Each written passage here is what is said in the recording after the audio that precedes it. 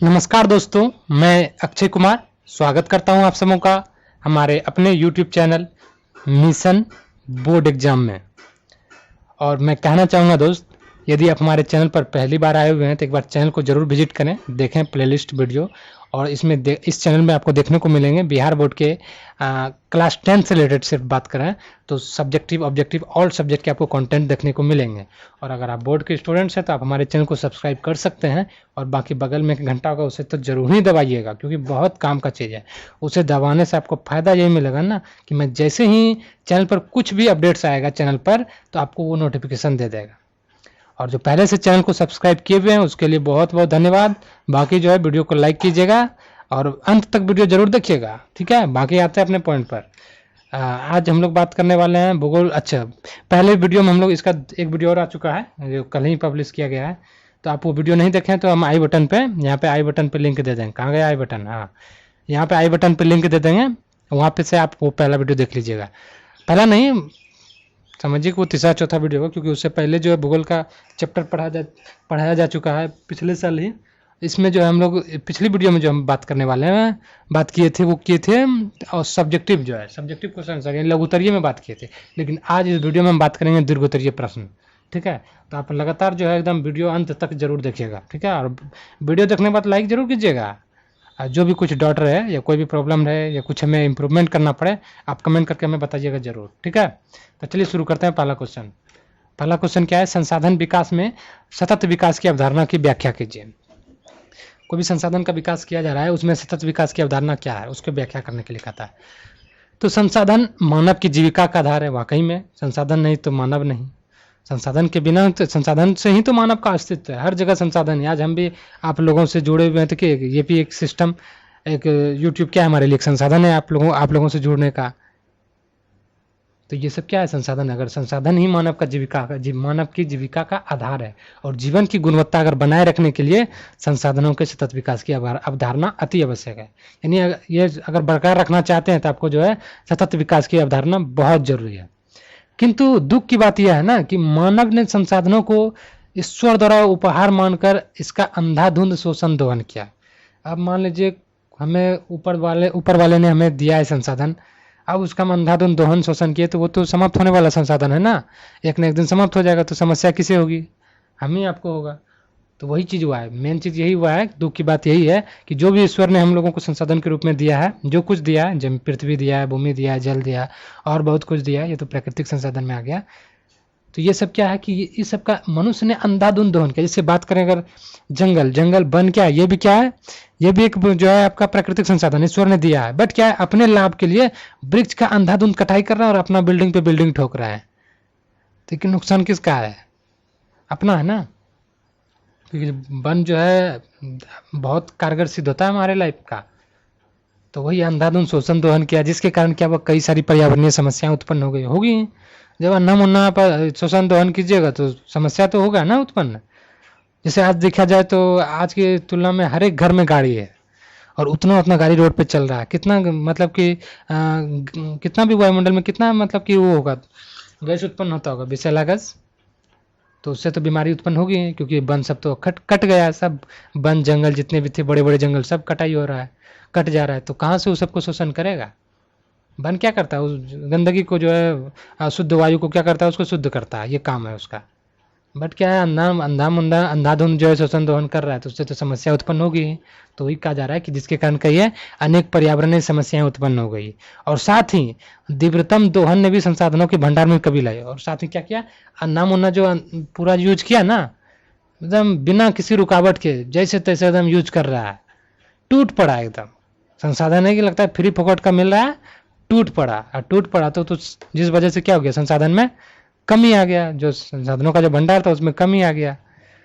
तो संसाधन और विशेषकर जो है संसाधन क्या है, कुछ लोगों के, कुछ खास लोगों के हाथ में सिमट जाने से कुछ जो है क्या है, समाज संपन्न और विभिन्न वर्गों में विभाजित हो गया। कुछ कुछ संसाधन, जैसे मान लीजिए आज क्या है हमारे भारत में, क्या है, गरीब दिन प्रतिदिन गरीबी होते जा रहा है और अमीर दिन प्रतिदिन अमीरी होते जा रहा है। क्यों? क्योंकि अमीर के पास इतने पैसे हैं ना कि वो उसके लिए हर एक चीज़ जो है आसान है। गरीब जो है वो इतने गरीब हो चुका है कि अब उसके लिए जो है हर चीज़ मुश्किल है। इस प्रकार जो है संसाधन प्राप्त करके देखा जाए ना, तो खास लोगों के हाथ में कुछ ज़्यादा ही सिमट के रह गया है। इस वजह से जो है समाज जो है क्या है, संपन्न और विपन्न वर्ग में विभाजित हो गया। संपन्न लोगों द्वारा जो है स्वार्थवश संसाधनों का विवेकहीन दोहन किया गया। अब जो भी संपन्न लोग हैं उसको तो संसाधन की कमी नहीं है, बाप दादा का दिया हुआ एकदम, वो तो एकदम जैसे तैसे यूज कर रहा है, विवेकहीन दोहन कर रहा है। और जिससे क्या हो गया, भूमंडलीय तापन, ओजोन क्षय, मृदा क्षरण, अम्लीय वर्षा, ये सब जो है वायुमंडलीय जो ये भूमंडलीय, ये सब जो क्या है, ये पर्यावरणीय परिस्थिति की प्रॉब्लम है। और विस्थापन, ओ समय मौसम परिवर्तन, अभी देखिए अभी का ठंडी समय तो वर्षा पड़ेगा, वर्षा के समय गर्मी लगेगा, यानी कि कब क्या हो जाएगा कोई ठहर नहीं है। ऐसी क्या है परिस्थिति की संकट उत्पन्न हो गया है। क्यों? क्योंकि अंधाधुंध जो है शोषण दोहन कर रहा है प्राकृतिक संसाधनों का, तो जिस वजह से ये समस्याएं उत्पन्न हो गई है।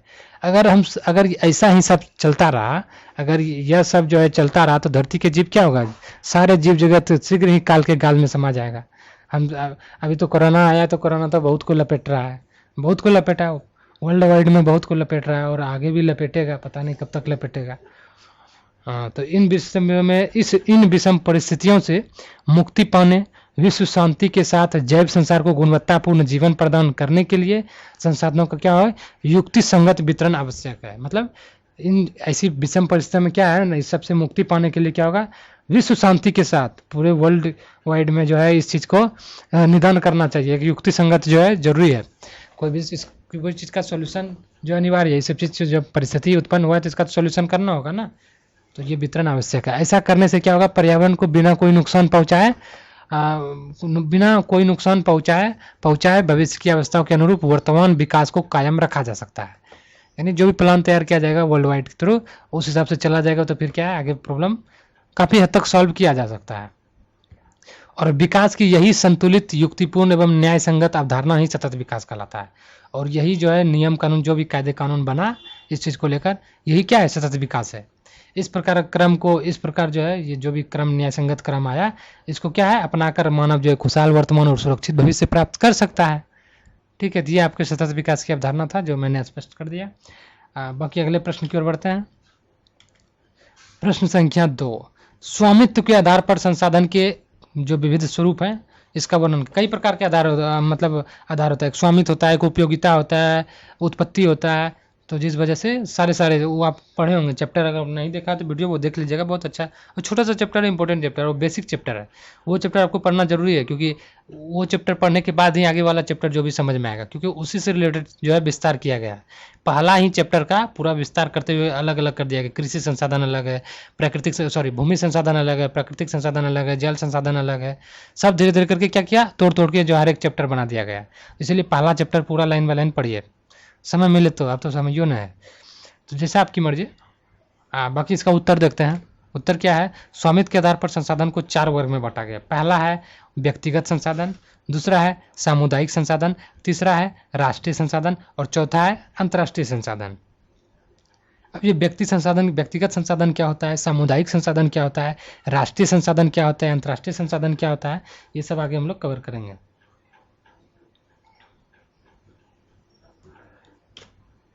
देखते हैं व्यक्तिगत संसाधन क्या है, कि ऐसे संसाधन जो किसी खास व्यक्ति के अधिकार क्षेत्र में होती है, जिसके बदले में वो सरकार को टैक्स देते हैं, जैसे खेत, बाग, बगीचा, तालाब, कुआं इत्यादि।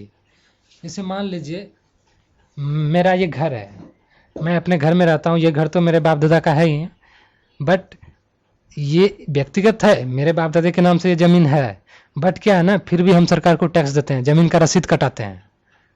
तो ये व्यक्तिगत संसाधन है, फिर भी क्या है, किसी खास व्यक्ति के अधिकार क्षेत्र में होते हुए भी हमें सरकार को टैक्स देना पड़ता है। ऐसे संसाधन व्यक्तिगत संसाधन कहलाते हैं। जैसे अपना खेत है, बाग है, बगीचा है, तालाब है, कुआं, ये सब अपना है, सब मेरे नाम से कागज पत्र बना हुआ है, लेकिन हर एक साल जो इस चीज़ का बिल कटाना पड़ता है, रसीद कटाना पड़ता है। रसीद मतलब जो सरकार को टैक्स बनता है वो टैक्स दीजिए। ये आपका व्यक्तिगत संसाधन के अंतर्गत आ गया। दूसरा है सामुदायिक संसाधन। सामुदायिक संसाधन में समुदाय विशेष के सभी लोगों का स्वामित्व होता है। जैसे मान लीजिए चौराहा रहता है, मंदिर है, मस्जिद है, सामुदायिक भवन है, तालाब है, शमशान है, ये सब क्या है, सामुदायिक संसाधन है। क्यों? क्योंकि पूरे समुदाय का उस पर जो है अधिकार होता है, स्वामित्व रहता है। इसका उपयोग जो है सारे समुदाय के लोग, सभी व्यक्ति मिलजुल कर करते हैं। अब कहीं मंदिर है, मंदिर का हम जाएंगे आपको नहीं देगा जाना है, वो सारे समाज का संसाधन है, तो वो क्या है, सारे समाज का उस पर अधिकार है, सारे लोग जो है जा सकते हैं, आ सकते हैं। तो ऐसे संसाधन सामुदायिक संसाधन कहलाते हैं। व्यक्तिगत में क्या था, अपना था, बट क्या है, सरकार को कुछ टैक्स देने पड़ते थे उसके। सामुदायिक में क्या है, वो सामुदायिक भी सरकारी ही है, वो सरकार ने ही मुहैया कराया, बट क्या है, वो समाज के लोगों के लिए कराया गया, उस पर जो किसी खास का अधिकार नहीं होता है, उस पर पूरे समाज का अधिकार होता है। तो वो आपका सामुदायिक संसाधन हो गया। तीसरा है राष्ट्रीय संसाधन। राष्ट्रीय संसाधन की बात करें तो कानूनी रूप से देश के भीतर, वैसे देखा जाए कि कानूनी तौर पर अगर देखा जाए तो हमारे देश के अंदर जो भी संसाधन, चाहे आपका घर रहे या कुछ भी रहे, वो सब आपका राष्ट्रीय संसाधन है। देश के भीतर जितने भी मौजूद संसाधन है सब राष्ट्रीय संसाधन के अंतर्गत है।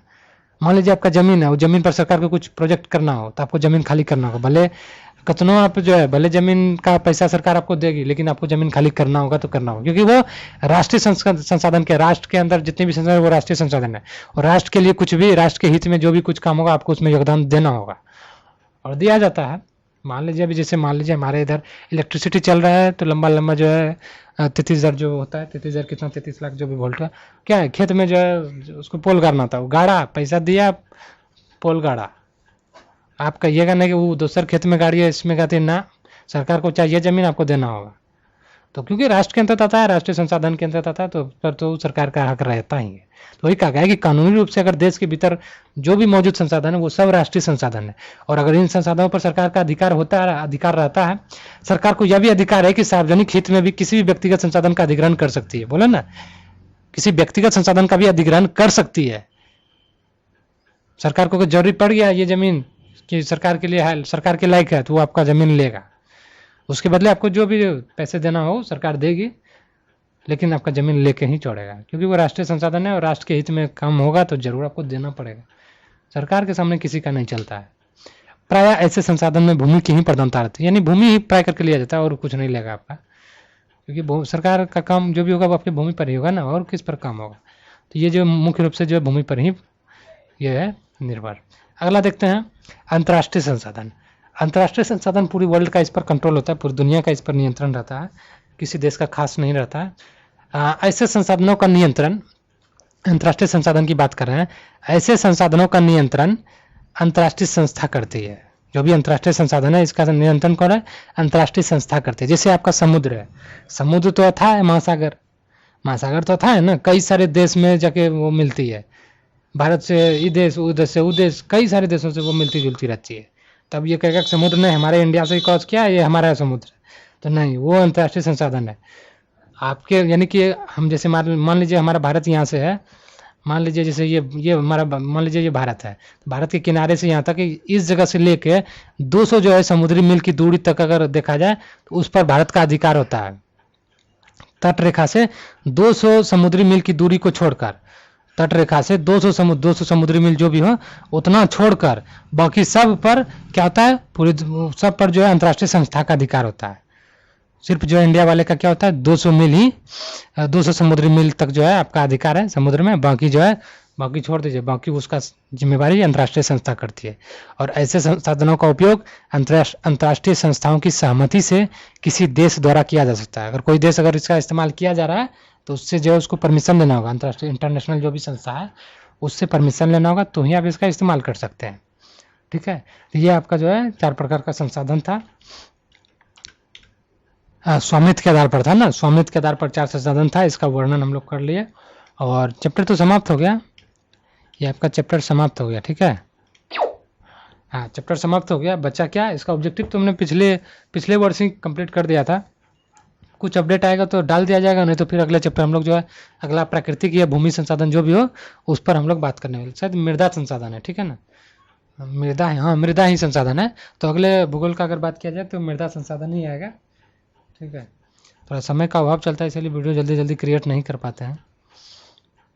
ठीक है, तो अगला वीडियो आप जो है बहुत जल्द अपलोड किया जाएगा मृदा संसाधन का, आप लोग जो है एक्टिव रहा कीजिए।